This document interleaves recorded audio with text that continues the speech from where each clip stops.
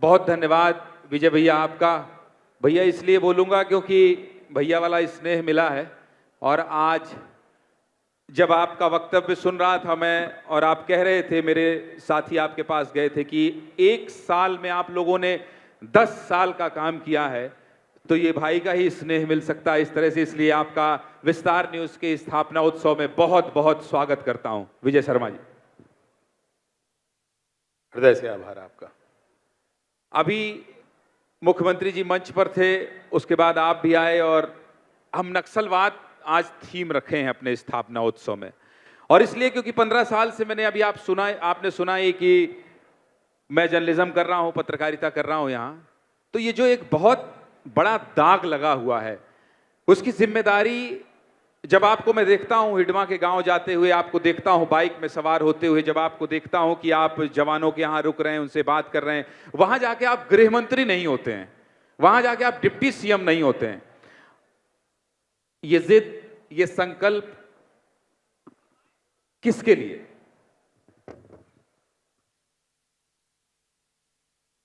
मेरे संगठन के संस्कारों में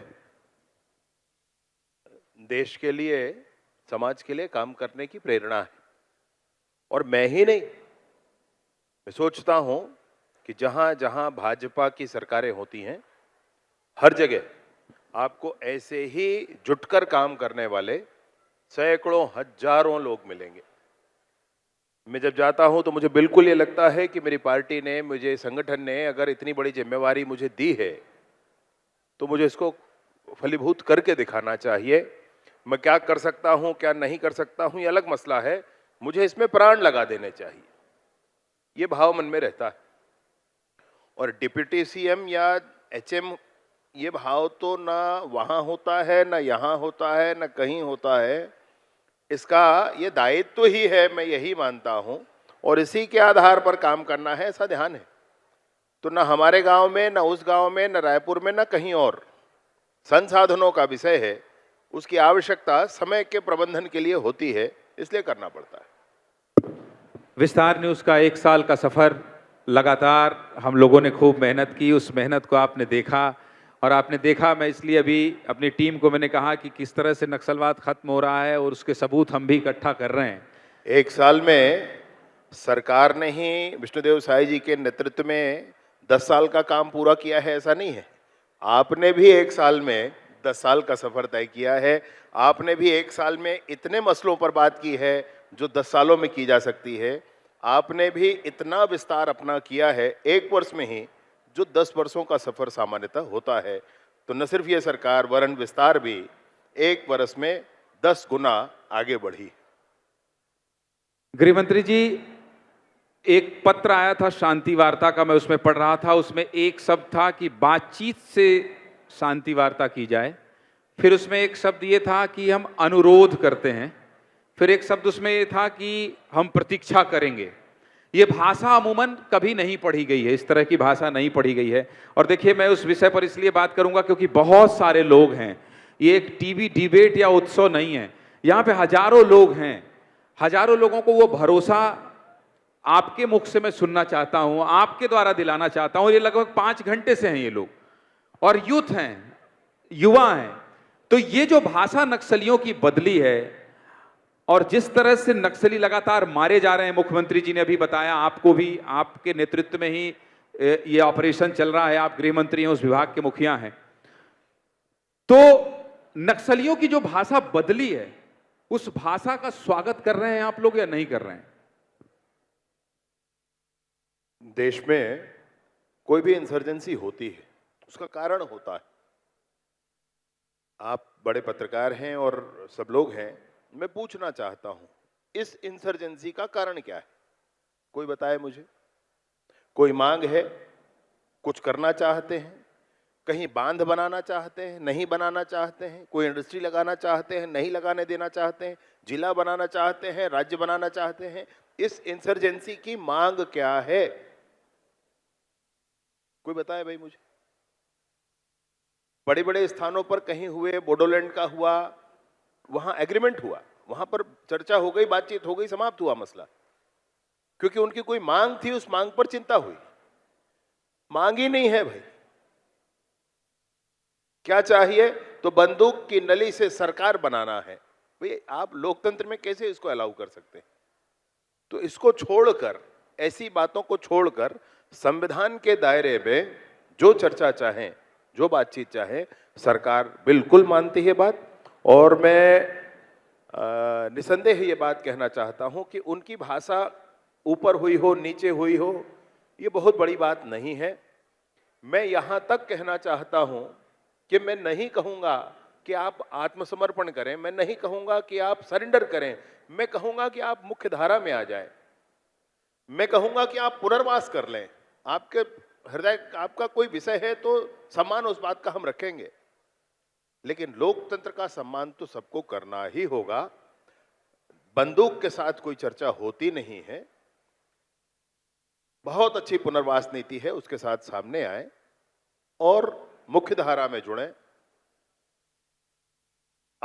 तेलंगाना में सीथक्का जी हैं, पहले वो नक्सली थी, गन लेकर घूमती थी, आज वो वहां मिनिस्टर हैं गवर्नमेंट में। गोविंदा बासुमतारी असम में थे, वो एमएलए हैं वहां पर, पहले वो आतंकवादी थे, लेकिन मुख्यधारा में जुड़कर लोगों ने अपना जीवन बनाया। हमारे यहां बस्तर में भी कितने लोग ऐसे। मसला इसमें बहुत स्पष्ट है कि उनकी भाषा नीचे हुई ऊपर हुई, ये चर्चा का विषय नहीं है। चर्चा का विषय तो सिर्फ ये है कि अवसर है, समय है, आप अपनी ऊर्जा देश और समाज के पक्ष में लगाएं, बस इतना। खैर, ये आपका दृढ़ निश्चय है, आपका संकल्प है, इसके लिए मैं आपको शुभकामनाएं देता हूं। लेकिन 15 साल से मैंने भी नक्सलवाद को बहुत करीब से देखा है। विजय जी और मेरे सहयोगी हैं संजय ठाकुर, जो आपके साथ दिल्ली भी गए थे, यहाँ खड़े हैं और वो मेरे कान में बोल रहे हैं कि एक पत्र भी और आया है। मैंने कहा पत्र के बारे में जो स्पष्ट करना था वो गृह मंत्री जी ने कर दिया है कि संवैधानिक तरीके से भारतीय लोकतंत्र को सामने रखते हुए कोई बातचीत करें तो सदैव स्वागत है। बाकी लिखते रहे पत्र, बहुत ज्यादा उससे। आज के पत्र में भी जी, आज के पत्र में भी जो कहा गया, कगार के नाम पर हत्याएं हो रही हैं, आदिवासियों को ये इस तरह की बात। मैं ये पूछना चाहता हूं, एर्रा बोर की घटना अगर आपको याद होगी, 8 साल के बच्चे को भी जला दिया था भाई। कितने दर्जनों ग्रामीणों को मार डाले थे वहां पर। कितनी और ऐसी घटनाएं, अभी 16 अप्रैल निकला है, 16 अप्रैल को एक घटना हुई थी जिसमें 6 ग्रामीणों को फिर एक साथ मारा था। कितने ऐसे स्थान है, हजारों ग्रामीणों को मुखबिर बना सोचकर, पुलिस के पक्ष में है सोचकर उनको मौत के घाट उतारे। ऐसे मौत के घाट उतारने वाले आज से आर्मी पर, आज हमारे सशस्त्र बल पर ये कहते हैं कि ये हत्या कर रहे हैं। तो ऐसी भाषा जब तक पत्रों में होगी तब तक भाव अच्छा नहीं हो सकता है, तब तक भाव अच्छा नहीं हो सकता है। एक संरक्षण मुझे भी चाहिए। नक्सली प्रवक्ता ने इंटरव्यू के दौरान मेरा भी जिक्र किया है, विस्तार न्यूज़ का भी जिक्र किया है। तो 1 साल में ये हमारी भी उपलब्धि रही है, क्योंकि मैं आपकी भाषा, गृह मंत्री अमित शाह की भाषा, जिस तरह से आप लोगों का संकल्प है, इस संकल्प को मैं 8 बजे सीधे मुद्दे की बात में दोहराता हूं। आप लोगों की जिद दिखाता हूं, आपके बाइक की यात्रा दिखाता हूं और आपके झीरम घाटी में रात को गुजरने का वाकया दिखाता हूं। तो नक्सलियों ने यह भी कहा कि हम विस्तार न्यूज़ से बात नहीं करेंगे। तो आपको संरक्षण हमको भी देना पड़ेगा, क्योंकि हमारे सब साथी कह रहे हैं कि गृह मंत्री जी बैठे हैं, उनसे संरक्षण ले लीजिए। विष्णुदेव जी की सरकार है, इस सरकार में सुशासन है तो सुदर्शन भी है, आप निश्चिंत रहें। बिल्कुल। बस्तर आप जब जाते हैं डिप्टी सीएम साहब, और अब लोगों के बीच बैठते हैं, उनके बीच खाते हैं, उनके बीच नीचे टाटपट्टी में बैठते हैं, गांव वाले जो हैं, क्योंकि मुझे याद है कि जब हम लोग जाते थे तो गाड़ी का हॉर्न सुन के लोग भाग जाया करते थे, और जब उनसे बात करो तो वो हिंदी जानते थे, लेकिन प्रयास ये करते थे कि हम ये बताएं कि नहीं, हम तो हिंदी समझते नहीं है। मतलब उनके अंदर एक भय होता था कि या तो पुलिस मार देगी या तो नक्सली मार देंगे। आज जब आप उनके बीच जा रहे हैं, बैठ रहे हैं, ग्रामीणों का कितना भरोसा आप जीत पाए हैं, जो बस्तर के अंदरूनी इलाके में रहते हैं, जो नक्सलवाद की सबसे ज्यादा लड़ाई लड़ रहे हैं, उन ग्रामीणों का भरोसा सरकार के प्रति और आपके किए गए काम के प्रति कितना जगा है?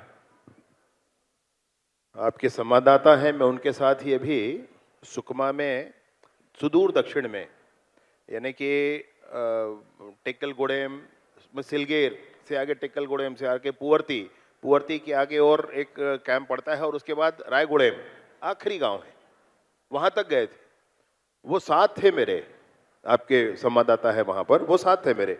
और वहां पर लोगों ने जिस तरह से अपनी बात रखी, 4 गांव के लोग एकत्रित थे, उन्होंने कहा कि हमारा जमीन का पर्ची नहीं बना अब तक। उन्होंने कहा कि हमारे बहुत से माताओं ने कहा कि हमारा राशन कार्ड नहीं बना है, भाई बनाना है उसको। इस जिंदा दिली के साथ लोगों ने बात की। उन्होंने अपना अधिकार समझा सरकार पर, उन्होंने अपना अधिकार समझा सरकार पर। तो सरकार के साथ स्पष्ट वो बातें जो जनता करती है, भाई जनता जनार्दन है, जनता का कहा सबको सुनना और मानना ही पड़ता है। तो वहां जाकर के जब मैंने वो देखा, अभी आखिरी मेरा प्रवास था, जब इससे पहले और अनेक प्रवासों में भी मैंने देखा, लेकिन चूंकि इस प्रवास के मैं उल्लेख इसलिए कर रहा हूं कि आखिरी कैंप है, इसके बाद शायद एक कैंप और लगे, फिर आंध्र प्रदेश आ जाएगा। हमारे प्रदेश का आखिरी छोर है ये दक्षिण का। वहां भी अगर ये स्थिति है कि जिंदा दिली के साथ लोग अपनी बात कह रहे हैं, उनके मन का विश्वास बढ़ा है, तब वो किसी तरीके से नक्सली हर घर में, किसी के घर कहीं ट्रैक्टर है तो 4,000-5,000 रुपया सालाना लेते हैं, 2 व्हीलर है तो 2,000 रुपया 1,000 रुपया सालाना लेते हैं, और कुछ नहीं है तो 200-500 रुपया सालाना लेते हैं। ये वो ले भी लेते हैं भाई, टैक्स लेते हैं, लोगों से मुर्गी ले लेना, बकरी ले लेना, अनाज ले लेना, ये सब करते रहते हैं। इन सब के साथ साथ घरों से नौजवानों को ले लेते हैं और वो बंदूक की ताकत पर लेते हैं और ले जाकर 9-9 महीने के बच्चों के साथ, ये सब हम लोग देखे। और इस तरीके से जब वो सब करते हैं तो उनके मन में भय हुआ करता था। तब वो सोचते थे कि जो हमारे आर्म्ड फोर्सेस हैं वो नहीं लड़ सकते हैं नक्सली से। आज जब आर्म्ड फोर्सेस लड़कर सामने आकर अपनी भुजाओं की ताकत से नक्सलियों को जमीन दिखा चुके हैं, तब लोगों के मन में विश्वास है। आज वो मेरे पास आवेदन आते हैं कि हमारे गांव के पास में कैंप खोला जाए। ये बड़ा बदलाव ये बड़ी बदलाव, जबकि कैंप से भागते थे लोग। मेरे पास आवेदन है इस बात के, हमारे गांव के पास कैंप खोला जाए। कैंप खुलता है तो कैंप से अब उनको डर नहीं है। कैंप के अंदर मेडिकल भी की फैसिलिटी भी है, वो मेडिकल फैसिलिटी लेने जाते हैं। कैंप के अंदर आसपास ही दूसरे डेवलपमेंट के काम है, वो आंगनबाड़ी का भवन है, राशन की दुकान है, वो वहां पर भी जाते हैं। अब कैंप उनको अपना सा लगता है। अभी एक जगह से कैंप उठाकर दूसरी जगह किया तो फिर से गांव वाले आ गए कि इसको हटा दिया भैया, फिर वो आ जाएंगे और फिर हमको परेशानी शुरू हो जाएगी। कैंप के हटने पर आंदोलन की बात आई सामने। इतना बड़ा परिवर्तन हुआ है और बस्तर के 1 वर्ष के इस पूरे परिवर्तन का प्रारूप मैं आपसे कहता हूं। अभी मैं माननीय मुख्यमंत्री जी के साथ एक बैठक में था, तो कोंडागांव एसपी ने कहा कि कोंडागांव में साइबर थाने की जरूरत है। एक स्टेटमेंट से आपको क्लियर हो जाएगा, बस्तर संभाग के एक जिले का एसपी अब ये कहे कि साइबर थाने की जरूरत है, तो परिवर्तन कितना बड़ा हुआ ये। बंदूक के साथ साथ जिस तरह से 30 नक्सली, 35 नक्सली, 20 नक्सली, 25 नक्सली मारे जा रहे हैं, इसके साथ साथ डिप्टी सीएम साहब, समय हो रहा है, मैं ज़्यादा समय नहीं लूँगा व्यस्त समय के बीच में आप, लेकिन आपकी बात जरूर इन तमाम लोगों के बीच ले जाऊंगा। और क्या लगता है आपको, इसके अलावा बस्तर में और किस तरह के बदलाव की जरूरत है? तो समूचे नक्सलवाद का सफाया होगा, ग्रामीणों का विश्वास जिस तरह से बढ़ रहा है, क्योंकि बीच बीच में आरोप ये भी लग जाते हैं कि ये नक्सलवाद इसलिए खत्म कर रहे हैं क्योंकि उद्योग लगाना है, वहां उद्योगपतियों को ले जाना है, ऐसे भी आरोप लगते हैं। तो ऐसे आरोपों को आप किस तरह से जवाब देंगे? और नक्सलवाद के पूरे सफाई के लिए ये जो लड़ाई चल रही है, इसके अलावा किस चीज की जरूरत है? उद्योग अभी बस्तर में नहीं है क्या? बस्तर में उद्योग है भाई, बड़े बड़े उद्योग अभी भी, और अगर एक आध दो और उद्योग और आएगा तो कोई बड़ी बात नहीं, आना भी चाहिए। लेकिन एक बात जरूर आपसे कहना चाहता हूं कि जिस बात की चिंता अन्य किसी को है, उस बात की चिंता सरकार को भी और हमारी विचारधारा के लोगों को भी है कि बस्तर को बस्तर के मॉडल में ही डेवलप होना चाहिए। बस्तर को बस्तर के मॉडल में डेवलप होना चाहिए। अन्य लोग जो कोशिश करेंगे बस्तर में कहीं भी किसी तरीके से, उसके लिए बहुत सारी और योजनाएं की जा रही, जो बैकएंड पर हैं, जो शुरुआत पर हैं। बस्तर में ये जो वैक्यूम एक बनेगा, उसको फिलअप करने के लिए बहुत सी ताकतें काम कर रही हैं। आपको समय से दिख जाएगा कि शिक्षा के क्षेत्र में बहुत सारा काम खड़ा हो चुका है। आपको यह भी दिखेगा कि जैसे अभी हम लोगों ने ही पंचायत विभाग के माध्यम से, हमारे एनआरएलएम के माध्यम से आईआईटी भिलाई के साथ एक एमओयू हमारा होने वाला है।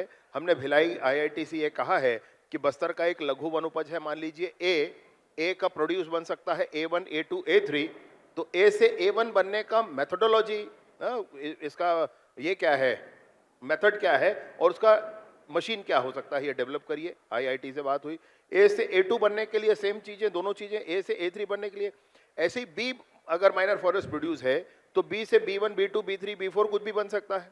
इसके भी मेथड, इसका ये क्या है, प्रोसीजर क्या है और उसका मशीनरी क्या है, तो ये हम एमओयू करने वाले हैं। आईआईटी इसका डेवलप करके देगा और हम दूसरी एक संस्था से बात कर रहे हैं जो इसको आगे के लॉजिस्टिक्स और मार्केटिंग की व्यवस्था करेगा। सारे ही बड़े संस्थानों से भारत में बात किया जाएगा कि वो लोग आएंगे, बस्तर के लघु वनोपज आधारित उद्योगों को आगे बढ़ाएंगे। हमने ये कल्पना कर रखी है कि हमारे जो कैंप हैं भविष्य में वो एक उद्योग का केंद्र होंगे।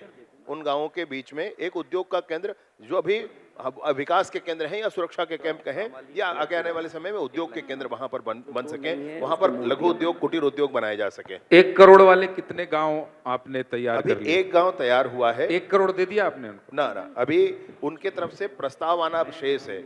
अभी उन्होंने सरेंडर किया है। 2 बातें हैं, आपके ग्राम पंचायत में जितने भी नक्सली हैं आप उनको सरेंडर करेंगे और करके फिर ग्राम पंचायत से एक प्रस्ताव करेंगे कि हमारे ग्राम पंचायत में अब माओवाद सदस्य कोई नहीं है, ऐसा प्रस्ताव करना है उनको।